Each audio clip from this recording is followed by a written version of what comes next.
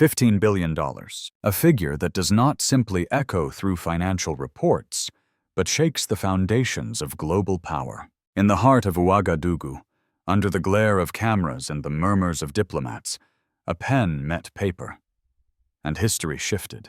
For decades, Burkina Faso was described as too small, too fragile, too dependent. Yet in that moment, as Ibrahim Traoré placed his signature beside that of India's Prime Minister Narendra Modi, the chains of aid and dependency began to rattle. For too long, Africa has been treated as a marketplace for pity rather than a partner in trade. Loans arrived disguised as generosity, but behind them lay debts that bled generations dry. This deal is not another chapter in that old book. It is the possibility of a new one. A book where a landlocked nation dares to claim its own destiny, and where a continent long underestimated begins to redraw the map. Do not turn away. What unfolds here is more than a contract. It is a battle for dignity, sovereignty, and the right to stand upright. Subscribe and walk with us as we follow the fire that has been lit in Burkina Faso. The cameras flashed, the microphones tilted forward, and the air in Ouagadougou's hall thickened with expectation. At the center of the polished table sat two men whose signatures would echo far beyond the walls. Ibrahim Traoré of Burkina Faso and Narendra Modi of India. When their pens touched paper, the numbers were not abstract figures. They were lifelines, risks, gambles, and a declaration to the watching world. $15 billion. It was not whispered as charity. It thundered as sovereignty. The agreement was more than a bundle of clauses. It was an architecture of ambition, mapped out in figures that carried weight. $4 billion for oil extraction and refining, ensuring Burkina Faso would not remain trapped as a mere exporter of crude, but climb the ladder into value-added production. $5 billion into petrochemicals and energy infrastructure, pipelines, storage, and processing plants that would fuel industries both eastward to India and inward toward domestic needs. $3 billion for steel and manufacturing, factories that would rise from the soil, employing a new generation to shape the rails, the machines, and the buildings of tomorrow. $2 billion for defense technology, a recognition that sovereignty without security is an empty throne. And $1 billion into agriculture, telecommunications, and training, because no future can be built without fertile fields and educated minds. In those figures lay the outline of a vision. For too long, Africa's story was written in contracts designed elsewhere. Aid packages flowed not as acts of solidarity, but as leashes tied around the necks of nations. Loans arrived in briefcases heavy with conditions, promising relief but delivering dependency. The West often spoke of development, yet behind their words lay pipelines of cheap resources flowing north, while rivers of debt ran south. This agreement, at least in its spirit, sought to break that cycle. This is not charity. This is not pity. This is sovereignty. The words echoed like a drumbeat in the chamber. For Traoré, the deal symbolized a shift from the vocabulary of aid to the language of partnership. Oil for technology, energy for modernization, sovereignty for respect. The transaction was not about crumbs handed down, but about tools placed in Burkinabe hands. Nets to fish, boats to sail, and markets to trade. Beneath the soil of Burkina Faso lie reserves often ignored, sometimes deliberately overlooked. The world's maps rarely drew attention to them, as though the nation's riches should remain hidden until foreign powers decided otherwise. But in signing this pact, the key turned in the lock. India was not merely taking oil. It was offering steel mills, petrochemical plants, power grids, defense workshops. Every barrel destined for Indian shores would carry with it streams of technology, investment, and training returning westward. The symbolism mattered as much as the economics. For decades, African leaders were told that their nations were too fragile to bargain, too divided to demand, too indebted to resist. Yet here, a young leader stood and claimed the opposite. He did not come to beg. He came to bargain. He did not arrive on bended knee. He stood. The moment was not only about Burkina Faso. It was about a continent long dismissed, suddenly speaking in the voice of dignity. Still, the figures, however bold, are only promises inked on paper.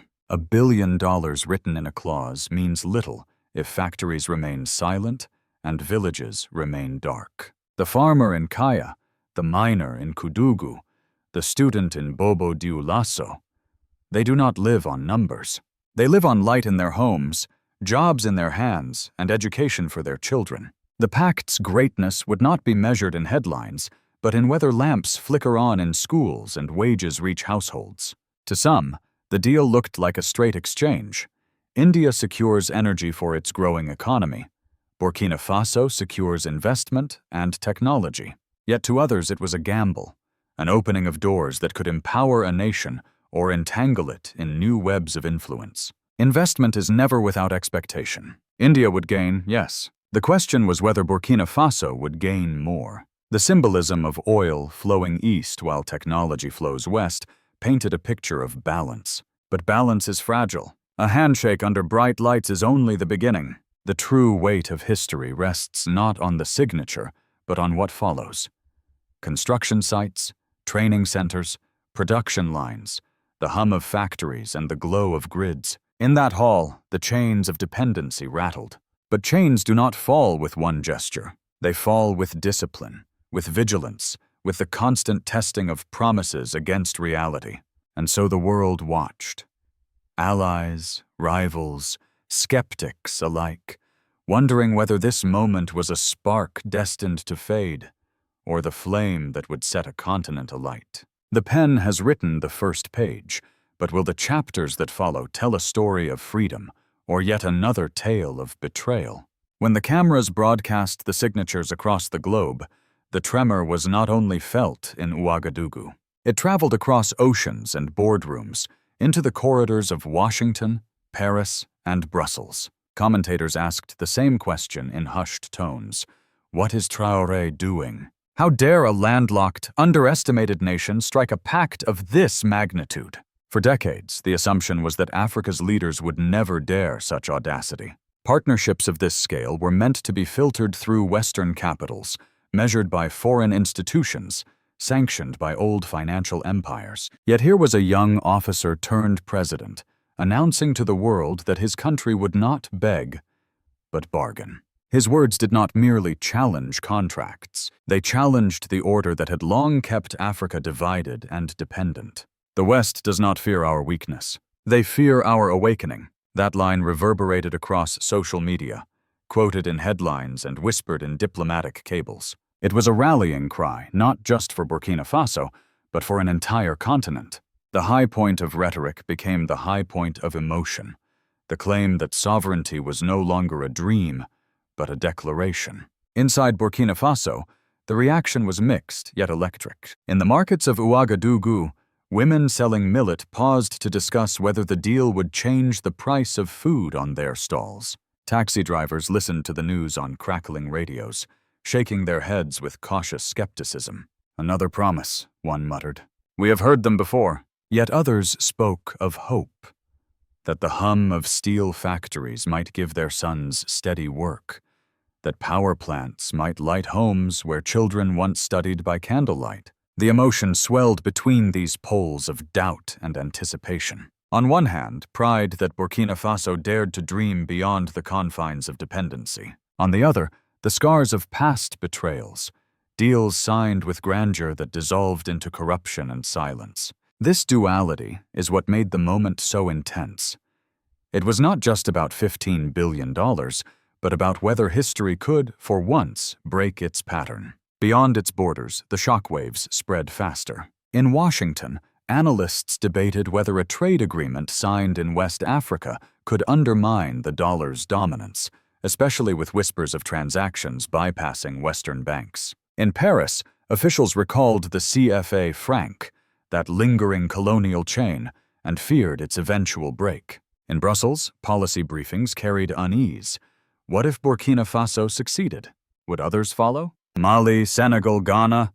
Could the dominoes fall? China's reaction was measured. For years, Beijing had been Africa's largest investor, building roads, railways, and ports. but its terms often carried its own weight of dependency. Now India had entered the field, not with military bases or endless lectures, but with factories and direct investment. For Beijing, it was both a rival's move and a confirmation that Africa's value was too great to ignore. Within Africa, the response was almost electric. In Bamako, in Accra, in Dakar, commentators on local radio stations asked, "If Burkina Faso can strike such a deal, why not us?"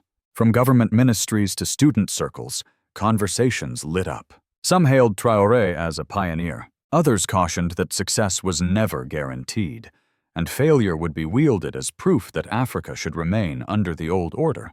The international press framed it in competing narratives. Western outlets painted caution, highlighting risks of corruption, instability, and geopolitical entanglement.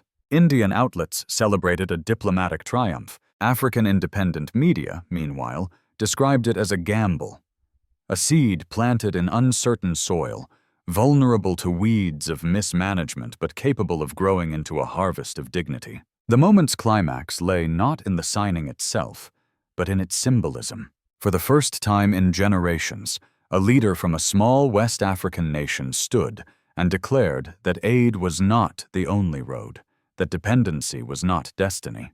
It was a statement that sovereignty was not reserved for the powerful, but could be claimed by the overlooked. That statement, more than the ink, is what made the world pause, yet sovereignty is not secured by declarations alone. Pride can inspire, but it cannot by itself build factories, power grids, or training schools. It is here that the story turns, from the blaze of rhetoric to the harder, colder terrain of implementation. Because every tremor of hope carries an echo of doubt. The West may tremble, Africa may cheer, but will the machinery of this pact survive the weight of reality? Or will the echoes of applause fade into silence once more? In the days that followed the signing, the headlines were loud, but the streets of Burkina Faso were quieter, filled with questions more than celebrations.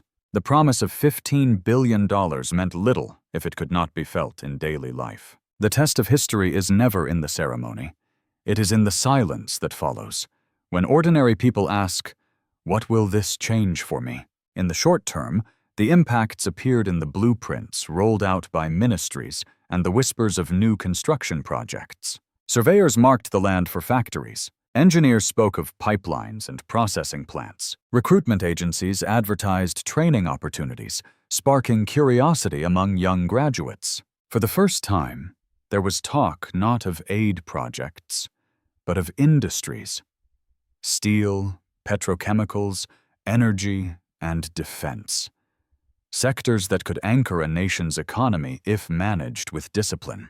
For farmers in Kaya, the question was simpler. Would new agricultural investment bring irrigation systems, modern equipment, and storage facilities?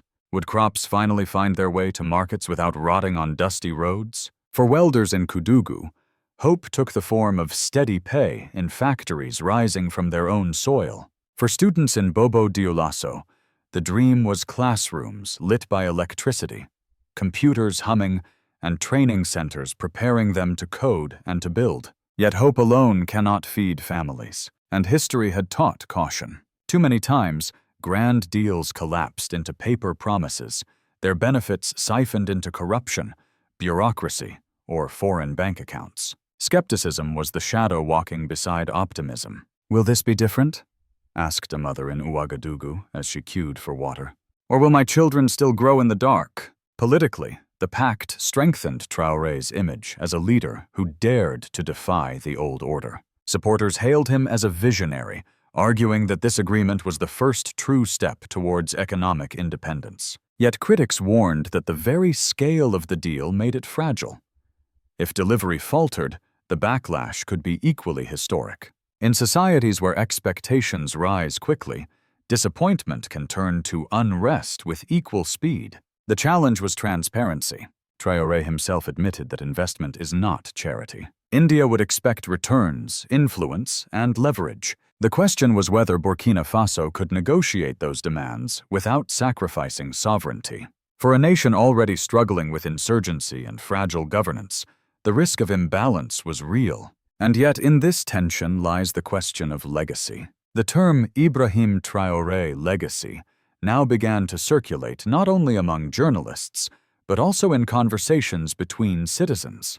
Would his name be remembered as the leader who turned Burkina Faso from a raw exporter into an industrial hub, whose policies gave jobs to thousands and dignity to millions? Or would he be remembered as yet another leader whose promises dissolved into corruption and dependency under a different flag? The answer will not be written in the headlines of today, but in the lived reality of tomorrow. If power plants bring electricity to villages where children once studied by candlelight, if factories employ youth who once dreamed of migrating for work, if training centers equip a generation of engineers and innovators, then Traoré's signature will become more than ink. It will be remembered as a seed that sprouted into sovereignty. But if contracts are mishandled, if profits leak abroad, if factories remain enclaves controlled by foreign bosses, if the transfer of technology remains a slogan rather than a practice, then the pact will join the graveyard of broken African dreams. The social fabric of Burkina Faso is woven tightly with expectation and frustration. Every delay, every rumor of corruption could fray that fabric further. Already, opposition voices asked whether the deal tied the nation too closely to India's geopolitical rivalries. Civil society organizations demanded open reports, transparent accounting, and oversight. Without accountability, the risk of unrest loomed. Still, there was a sense that something different was stirring, not in the polished words of officials, but in the conversations of workers and students who dared to imagine futures within their own borders. For them, the pact was not only about $15 billion, but about dignity, about the possibility of standing tall without bending to the weight of foreign aid. The ink has dried, the expectations rise, but as the world watches, the question deepens. Will this be the dawn of a legacy, or the beginning of another cautionary tale? Beyond Burkina Faso's borders, the $15 billion pact quickly became a subject of intense debate. To its supporters, it was a model of South-South cooperation, nations of the global South exchanging resources and technology without passing through Western gatekeepers. To its critics, it was a dangerous gamble that could destabilize existing balances of power. In Washington, policymakers were less concerned with oil barrels than with currency flows. The prospect of transactions conducted in rupees and francs rather than dollars unsettled long-standing assumptions. For decades, the dollar had been the instrument through which influence was projected. Each trade conducted outside its orbit was seen not merely as commerce, but as quiet rebellion. If Burkina Faso can break free, one analyst warned, others may follow. In Paris, unease turned to alarm. The CFA franc, still tied to France's treasury, remained one of the last threads of colonial control. But this pact hinted at a future where that tie could be severed. French media outlets described the deal as a provocation, while African commentators framed it as overdue liberation. The symbolism of factories rising in Ouagadougou, rather than loans arriving from Paris, was hard to ignore. The European Union viewed the development through the lens of stability. Officials in Brussels worried that a radical shift in alliances might ripple across West Africa, fueling tensions within ECOWAS and undermining European influence. Yet at the same time, they acknowledged the region's hunger for genuine partnerships, recognizing that decades of conditional aid had left behind deep scars. China, meanwhile, observed with calculated interest. For years, it had invested billions in African infrastructure, often through loans repaid with resources. But here was India stepping onto the stage with direct investments, promising not only returns, but also factories and training. To Beijing, it was both competition and confirmation. Africa was no longer passive, but a theater of contest where multiple powers now vied for space. For regional organizations such as the African Union and ECOWAS, the pact was a test case. Could an African nation chart its own course without fracturing under external pressures? Could cooperation with India serve as a template for broader independence from traditional powers? These questions echoed in ministerial meetings and summit halls. At the heart of the discussion stood one man's ambition. Commentators began to frame the deal as part of Ibrahim Traoré Vision 2050, a long-term aspiration for Burkina Faso to emerge not merely as a resource exporter, but as a sovereign industrial hub, a nation capable of sustaining its youth through its own labor. It was a vision that stretched beyond economics into dignity, a dream of a continent refusing to remain on the margins of history. And yet visions alone do not secure futures. Global players will not stand idle while influence shifts. Pressure, sanctions, and subtle interventions remain tools at their disposal. For Burkina Faso, navigating this landscape will demand both discipline and resilience. As the world's eyes fix on Ouagadougou, one question lingers. Will Burkina Faso become a beacon that others follow, or a warning that ambition without caution can end in collapse? Every gamble carries two paths, one bright, one dark. The pact between Burkina Faso and India is no exception. Its future lies not in the ink of contracts, but in the discipline of implementation, in the hands of citizens who must demand that promises become reality. In the best-case scenario, the agreement will blossom into visible transformation. Factories will hum with the sound of industry, employing thousands of young Burkinabe who might otherwise search for futures abroad. Power plants will spread electricity into villages where darkness once reigned. Farmers will wield modern equipment, harvests will multiply, and markets will thrive. Engineers trained under Indian programs will return home not as workers, but as innovators, designing the next generation of industries. Burkina Faso could emerge not merely as a supplier of crude oil, but as a hub of value-added production, a bridge linking Africa to Asia. In the worst-case scenario, the pact becomes yet another broken promise. Corruption seeps into the system, contracts are mishandled, funds are siphoned into private accounts, and the factories rise only as monuments to foreign control. The youth remain unemployed, watching opportunities vanish across borders. Farmers see little change in their fields, while students despair of futures that remain locked. In this vision, the pact would not symbolize sovereignty but betrayal, another stone in the graveyard of African dreams. Between these paths lies the thin line of vigilance. Transparency must be more than a slogan. Oversight must be more than paperwork. Citizens must hold leaders accountable, demanding that investments flow into schools, hospitals, and industries rather than disappear into silence. For Traoré himself, leadership must mean more than defiance. It must mean discipline, the daily work of proving that sovereignty is not merely declared, but delivered. This pact is not a miracle. It is a seed, planted in the soil of struggle. It demands water, sunlight, and protection from the weeds of corruption and the storms of instability. Left unattended, it will wither. Nurtured with care, it could grow into a tree under which generations may find shade. The road ahead will not be smooth. Terrorism, political unrest, and global pressures will test the nation's resolve. India, too, will expect returns, and the balance between partnership and dependency will be constantly negotiated. But for the first time in decades, Burkina Faso holds a chance, not a guarantee, but a chance, to carve a future with its own tools. The seed has been planted. The soil waits.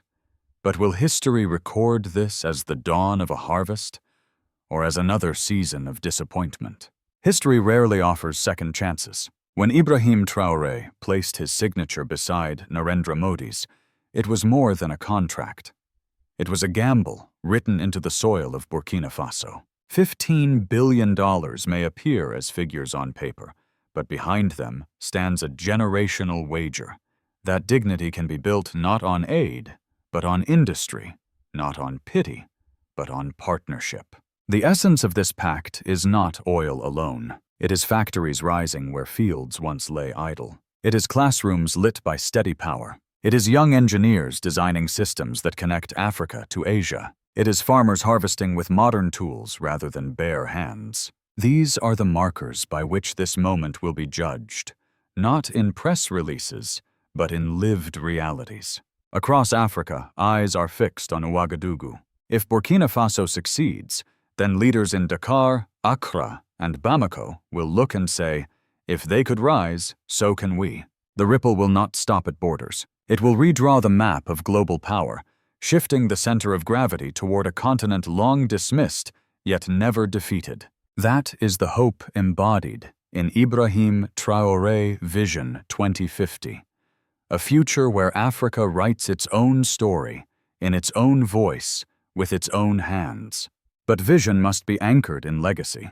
The question now is not whether Traoré dared to sign, but whether his leadership can transform promises into permanence. Will Ibrahim Traoré Legacy be remembered as the moment a nation rose from dependency into sovereignty? Or will Ibrahim Traoré Legacy dissolve into the long list of broken dreams that skeptics use to dismiss African ambition? The stakes are immense, not just for Burkina Faso, but for Africa itself. Success would inspire a continent. Failure would feed the old narrative that Africa cannot govern its own destiny. Yet history is not written in inevitabilities. It is written in choices, in vigilance, in the courage to demand accountability, and the resilience to keep building when obstacles rise. Stay with this story. Share it, speak of it, and keep watching. If you believe in a future where Africa stands tall, subscribe now.